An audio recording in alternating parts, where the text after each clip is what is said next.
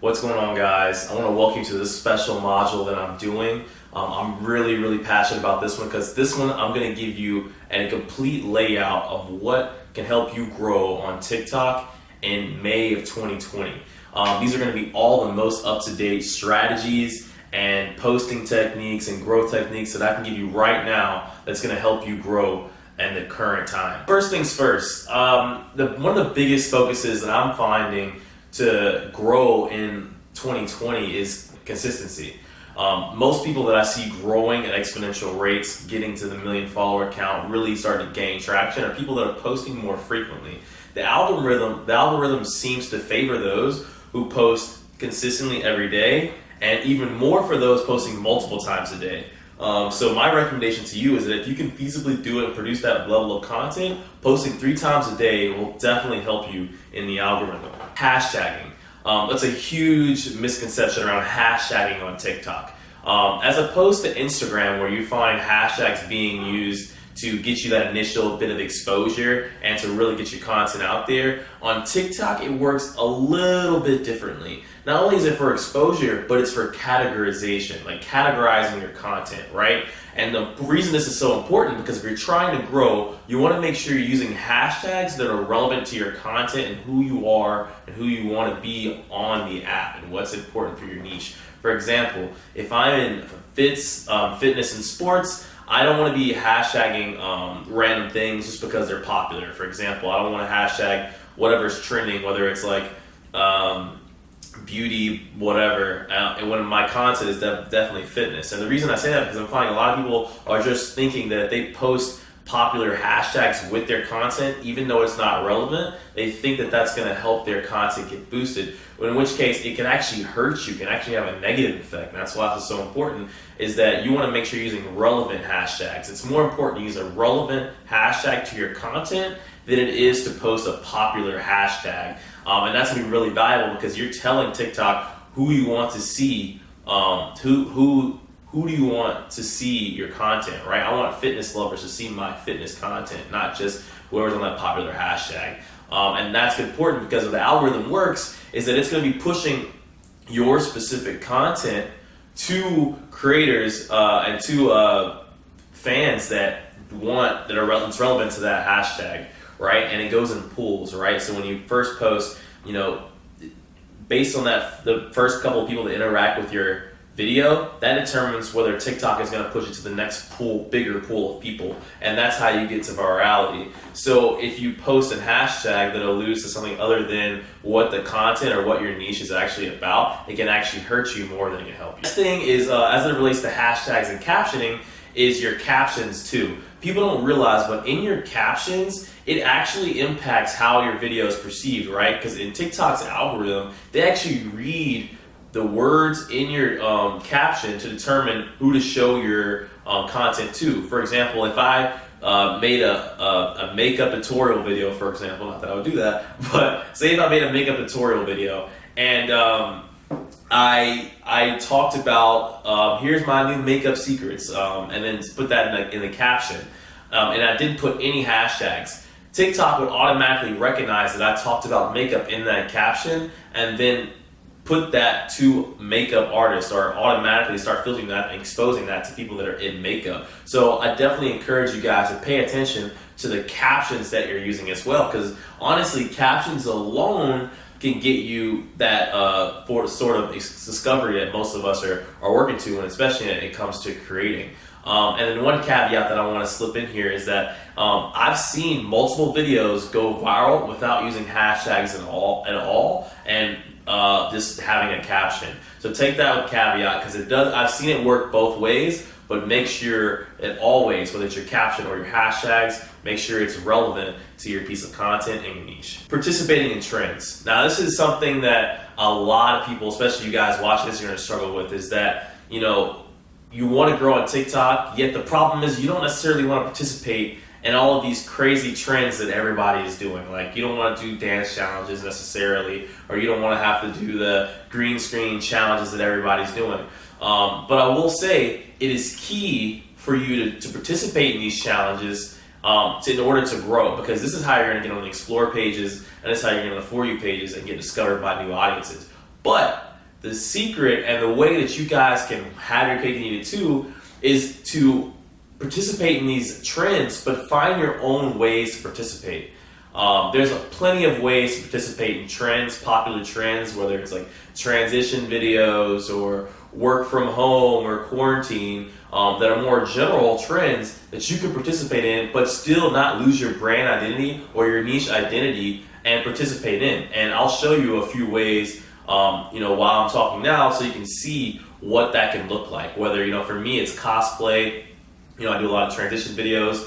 The Flip the Switch challenge that was popular not too long ago, incorporating, whatever business you're in, make sure you're finding creative ways of incorporating that. There's always a way to incorporate that. So if you have any questions about that, make sure you DM me in the Slack group, and maybe we can do a little brainstorm session about possible ways to incorporate your brand specifically into the popular trends. This is a huge thing, and people a lot of times in social media marketing, they always harp on find a niche.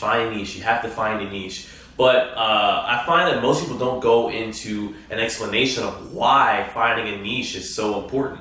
And the reason it's finding a niche is so important, especially on TikTok, is because when you find a niche, it allows you to categorize yourself, and it tells TikTok, as a search and optimization, it tells TikTok who to show your content to, especially when you're just starting and trying to build an audience. For example, if I'm in sports and fitness, or if I'm in beauty and makeup, it's important that I, within that niche, discover what it is that I'm doing, right? Because I can't just say, hey, I'm in sports and fitness. So what is it in sport and fitness that you're doing? Are you making how-to workout videos? Are you doing dance videos where you're looking fit? Are you doing explanations on food? Are you doing, very clever vlogging of your whole workout routines and things like that? It's like the type of content that you're producing within that niche is just as important as picking a niche, because it allows you to narrow down and focus, and it can begin to carve out your own space. And when it comes to posting, the reason this is important for growth, because when you're posting with that specific niche over a given period of time, in your category, you're really going to deepen that, and you're going to tell TikTok, let me show this content to, fitness people. And this is as opposed to just saying I'm in sports and fitness and then sporadically going all over the place and trying all these different things. And so sometimes I encourage you to focus on a niche, focus on a specific type of video in that niche, and play around with it.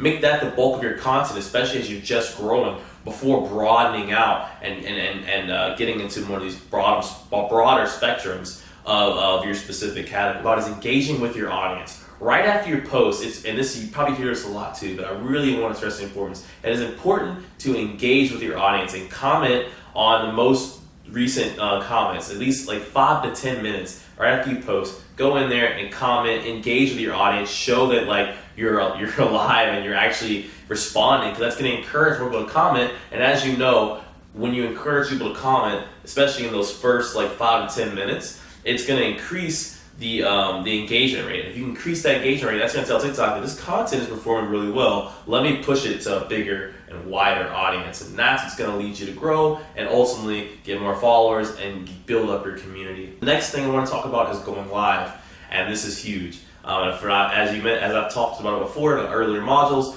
going live can be really advantageous for multiple reasons. Not only making money and doing things like that, but building a community. And just to segue from commenting on comments and engaging with your audience before you post, it's also important to go live, because that also deepens the relationship with you and your community, right? You being able to talk to them, they see a face behind the content, actually does a lot in terms of building a community and encourage people to interact with you more. But not only that, it actually works on the algorithm as well. And this is what a lot of people aren't talking about, is that when you go live, it actually boosts your content to the top of most of people's feeds.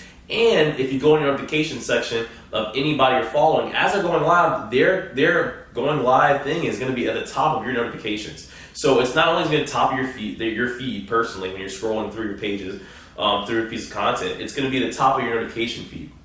And so that is really important. If you think about it, the longer you're going live or the more often you're going live, you're telling everybody that follows you and new people that, hey, like, here's me, and it's boosting your content that could have been submersed or not being seen before, right? So going live regularly will boost your content overall, meaning all of your content is all boats will rise the more you go live. It's gonna help you in the algorithm, and it's gonna keep you relevant with your followers and increase your chances of getting exposure to new audiences. A lot of creators, especially a lot of you guys watching this, may be in a specific niche or category where you're in a situation where you're a voice of authority, where what you're talking about, you want to talk. You don't necessarily want to, have music overshadowing your content. You want to actually speak to the camera like I am doing now, especially you guys that are in the educational fields or are used to blogging on YouTube and things like that. You can do that on TikTok as well, and it works really well. And I find creators that do this and actually record directly in the app without adding their own sounds and using original sounds, meaning they're just posting videos of them talking, does really, really well. The only caveat with that is that you want to make sure it's not drawn out. You want to make sure it's not drawn out at all, and you want to make sure it's cut in short, bite-sized pieces, because as we know, it's a lot of TikTok content. The majority of TikTok content is bite-sized content. And so that leads me to my final bonus round, which I know you guys are going to love, is the 3 bonus tips that I'm in this video with as it comes to how to grow in the most up-to-date way in May of 2020. And that is how to post, right? So when you're posting, you want to make sure you have high energy in the beginning of your videos. You always want to start your videos with the intention of how can I capture the viewer's attention initially and make sure they're going to actually click on my video and actually interest. You don't want to start off with just like something like nobody's in the frame necessarily for a while or something, or you want to have something that's going to be in that first 3 seconds specifically that's going to draw somebody's attention and be like, oh, okay, now you have my attention. So whether that's a quick clothes change or outfit switch or a pop in the screen or a text overlay at the top of the screen that's going to be like, oh, okay, what's going on, and like makes them, forces them to read. That is important. It's important to grab the viewer's attention.